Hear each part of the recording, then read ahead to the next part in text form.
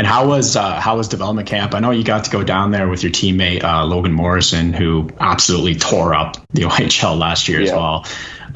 Tell us about that. Tell us about going down to Texas and kind of meeting the rest of the guys and the everything going on in Dallas and their system. Yeah, it was a great experience. They're a really professional organization. There's a bunch of Ontario guys there too, so I knew a bunch of the guys heading into that.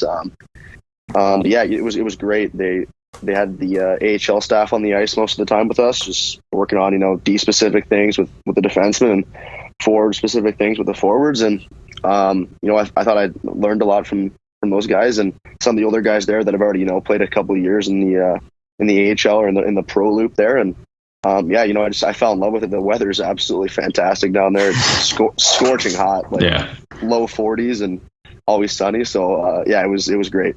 Anyone that really stood out there that we should be keeping an eye on next year? I'd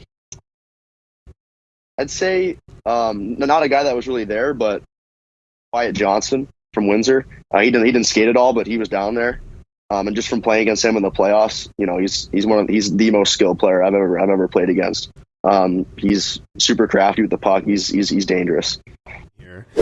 I mean, you kind of already mentioned, some of the toughest guys to play against, but I want to circle back to that one because I always love asking this question. Like, I remember I asked Bo Taylor when he played in the QMJHL, and he said Pierre-Luc Dubois was the best guy that ever came down on him and was shooting on him and whatnot. So what do you think was the most difficult guy to defend against in the O that you played against?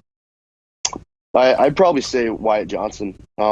He was just like the way he attacks defenders is like he's always trying to slip it through you instead of go wide, and I think that's unorthodox for today's game where it's always like fast and you go wide and stuff. And he's so good at finding the triangle underneath your stick that you never have any idea where he's going because he's so shifty. A couple times in the playoffs he'd be coming down on me and I'm like, he better not get by me because this is like if he gets by me it's probably going in the back of the net and that could be the series. So it was definitely him.